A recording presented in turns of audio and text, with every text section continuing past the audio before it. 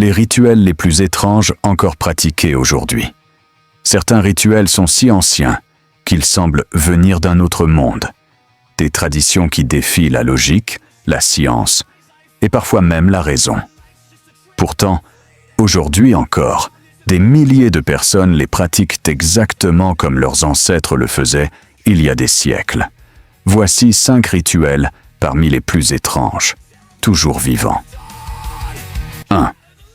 La marche sur le feu. Un rite de purification partagé par plusieurs continents. De l'Afrique de l'Ouest au Japon, en passant par l'Inde et même certaines régions d'Europe, un même rituel traverse les âges. Marcher pieds nus sur des braises ardentes, parfois à plus de 600 degrés Celsius. Ce qui intrigue, ce n'est pas la marche en elle-même, mais le fait que certains participants restent immobiles plusieurs secondes, sans montrer la moindre douleur. Des chercheurs expliquent ce phénomène par une fine couche de cendre isolante, la rapidité du contact, une maîtrise du stress et de la respiration, et parfois un état de transe profonde induit par la répétition des chants et des tambours. Mais pour ceux qui le pratiquent, ce n'est pas une simple prouesse physique. Marcher sur le feu est un acte de purification, un passage spirituel qui permet de laisser derrière soi les peurs, les fautes, les mauvaises intentions.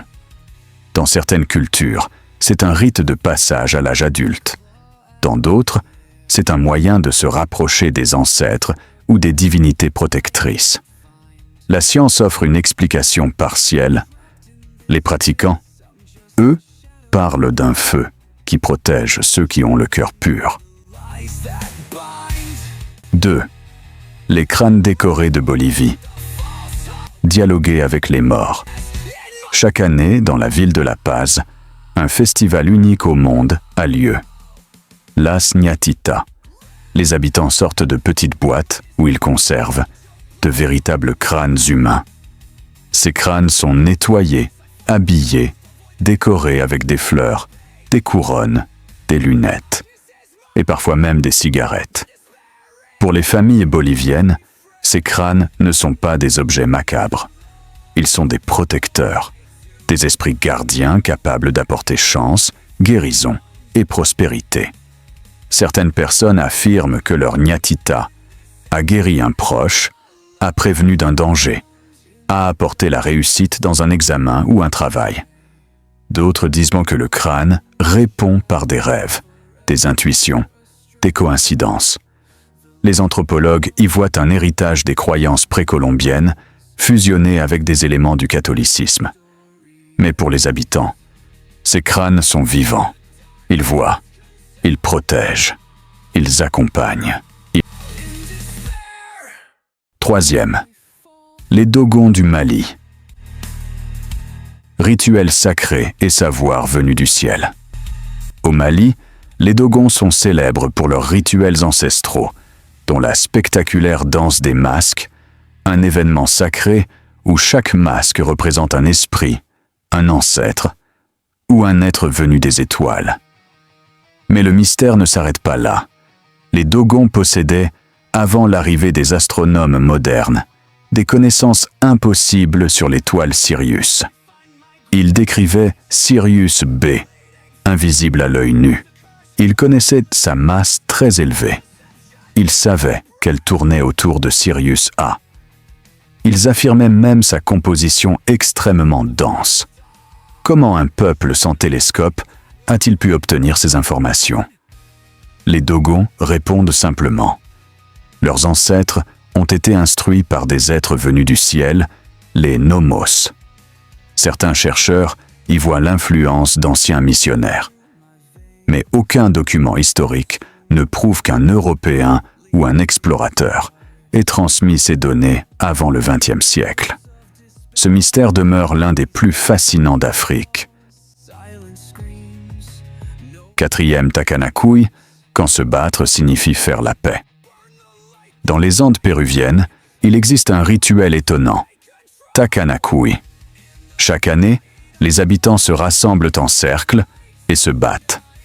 Mais contrairement à ce qu'on pourrait croire, il ne s'agit pas de violence gratuite. c'est un rituel thérapeutique.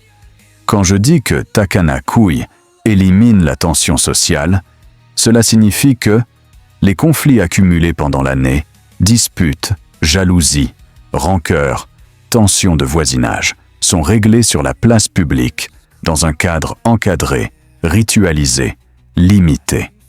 Au lieu que les frustrations explosent sous forme de vengeance ou de violence incontrôlée, la communauté canalise l'agressivité dans un affrontement bref, équitable, puis immédiatement suivi d'une réconciliation.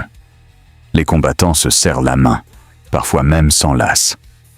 Puis tout le village fête ensemble la fin des conflits. Takana-kui permet d'éviter les tensions latentes et de repartir à zéro. Étonnant, mais terriblement efficace selon ceux qui y participent. 5e.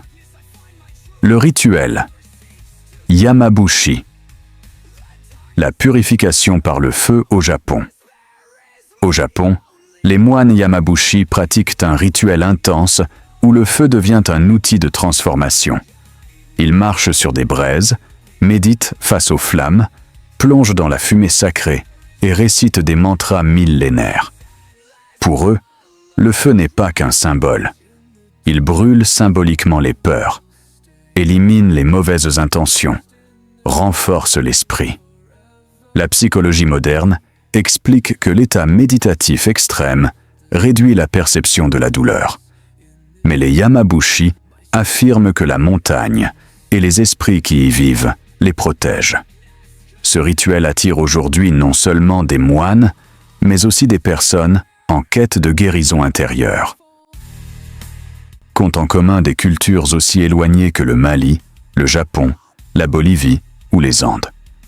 Pourquoi ces rituels ont-ils traversé les siècles alors que tant d'autres ont disparu? Sont-ils de simples pratiques culturelles ou gardent-ils la mémoire d'un savoir ancien aujourd'hui oublié? Et vous?